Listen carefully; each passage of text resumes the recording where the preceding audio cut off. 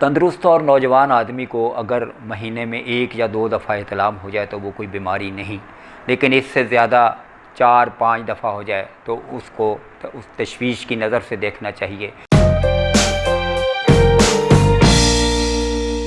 बिस्मिल्लाहिर्रहमानिर्रहीम। अस्सलाम वालेकुम नाज़रीन कराम। अल्हम्दुलिल्लाह बहुत कम अरसे में मेरी वीडियोस को आप लोगों ने बहुत ज़्यादा पज़ीराई बख्शी है और इनको लाइक किया है और मेरी हौसला अफजाई की है, मुझसे सवालात किए हैं, मुझे कमेंट्स किए हैं, जिसके लिए मैं आप लोगों का बहुत ज़्यादा मशकूर हूँ। अगर आपने मेरा चैनल अभी तक सब्सक्राइब नहीं किया तो अभी सब्सक्राइब कर लें ताकि मालूमाती वीडियोस जल्द अज जल्द आप तक पहुँच सकें। आज का मेरा टॉपिक है एक ऐसा टॉपिक जो कि बहुत सारे नौजवान उससे परेशान हैं और बहुत ज़्यादा यानी इतनी ज़्यादा वो लाचारी से मैसेज करते हैं या पूछते हैं कि मुझे ख़ुद ये लगता है कि मुझे उनके लिए कुछ ना कुछ करना चाहिए। तो वो है एहतलाम। एहतलाम एक ऐसी बीमारी है कि जो अंदर से बंदे को खोखला कर देती है। ये अंदर यानी उसके अंदर इतनी कुव्वत मास्का नहीं होती कि वो उसको रोक सके। इसकी वजह वो ख़ुद उसने पैदा की होती है कि बहुत ज़्यादा वीडियोस देखकर या इधर उधर की बातें करके या हाथों से अपनी ज़िंदगी का मादा तबाह करके वो इस मर्ज़ तक पहुंच जाता है कि उसकी रगें बिल्कुल कमज़ोर हो जाती हैं। एहतलाम से पहले कोई ख्वाब आता है या कभी बग़ैर किसी ख्वाब के मादा मनविया निकल जाता है, जिसका पता सुबह कपड़ों के गीला होने से लगता है।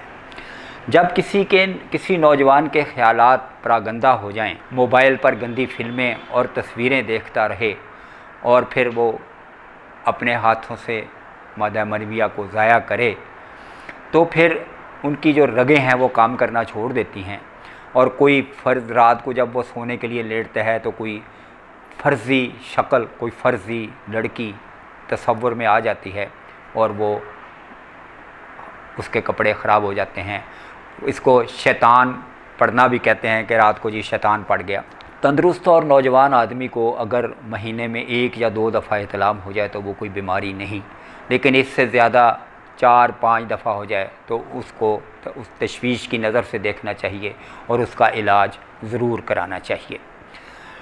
इससे एक तो मादा मनविया कम हो जाता है, जिस्म में पतला हो जाता है और स्पर्म की तादाद कम हो जाती है या स्पर्म बिल्कुल ही ख़त्म हो जाते हैं और शादी के बाद औलाद पैदा करने की नेमत से, जो औलाद पैदा करने की ताकत से वो महरूम हो जाते हैं। इस मर्ज़ का इलाज एक क्वालिफ़ाइड तबीब ही या एक माहिर तबीब ही कर सकता है, लेकिन आजकल हमारे नौजवान जो हैं वो गलत किस्म के तबीबों के, अताई तबीबों के हाथों में पड़ के अपना पैसा भी ज़ाया करते हैं और अपनी सेहत को भी बर्बाद करते हैं। अब ये क्या करना है एहतलाम के मरीज़ को? सबसे पहले तो ये है कि वो रात को सोने से पहले बाथरूम में ज़रूर जाए और पेशाब से फ़ारुग़ हो लें।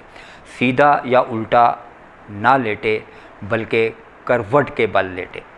रात को ज़्यादा खाने से परहेज़ करे और सोने से कम से कम 2 या 3 घंटे पहले खाना खा ले।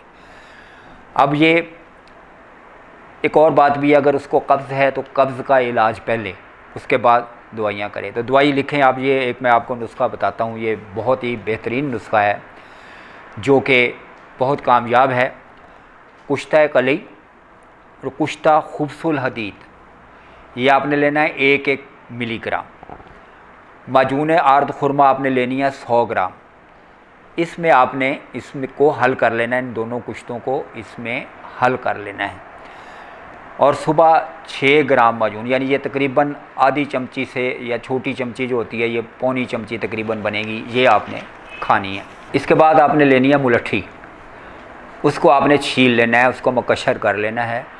गुलनार फ़ारसी, गुले सुर्ख, तुख्मे सुदाब, तुख्मे संभालू, ये आपने लेने हैं 100 ग्राम और तमाम अशिया को इनको बारीक पीस लेना है और रात सोते वक्त 5 ग्राम जो है इसमें से ताज़ा पानी के साथ खाना है।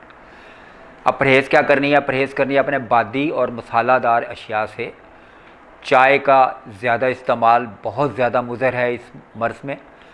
सिगरेट, शराब नोशी, मिठाइयों और ज़्यादा शकील अशिया से परहेज़ करना है। खाने के लिए आपने ताज़ा सब्ज़ियाँ, फल, कद्दू, टिंडे, काली तोरी, काले चने का शोरबा, मूंग की दाल वगैरह इस्तेमाल करनी है। खाना सोने से 2 घंटे पहले खाना है। खाने के बाद वॉक ज़रूर करनी है। याद रखें, इतलाम के इलाज के लिए मादा मनविया को गाढ़ा करने की ऐसी दवाएं या माजूनें ना खाएं जो मुहर्रक और गर्म अद्वियात से तैयार की गई होती हैं। ना ऐसी दवाएं इस्तेमाल करें जो बहुत ज़्यादा ठंडी हों और उनकी तासीर बहुत ज़्यादा सर्द हो।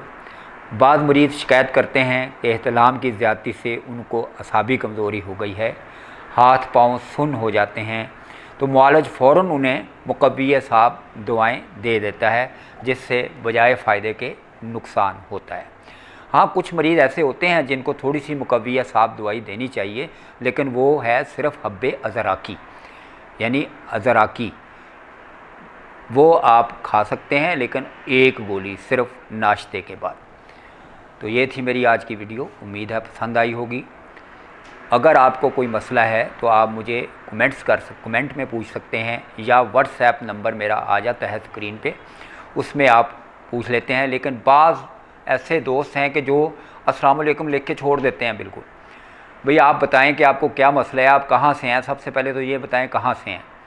कुछ लोग मुझे जर्मनी से फ़ोन करते हैं, कुछ जो हैं वो इंडिया से ज़्यादा फ़ोन आ रहे हैं आजकल, और कुछ जो है वो अमेरिका से भी और बरतानिया से भी आते हैं कि जी हमें आप दवाई कैसे भेज सकते हैं। तो आपको पता ही है कि अगर दवाई भेज भी सकें किसी तरह, तो उसका ख़र्चा जो है, वो जो उसका डिलीवरी चार्जेज़ हैं, वो दवाई की कीमत से भी ज़्यादा पड़ जाते हैं। तो बराए करम ये ज़रूर लिखा करें कि आप कहाँ से बात कर रहे हैं। तो ये थी मेरी आज की वीडियो, इजाज़त दीजिए, खुदा हाफिज़।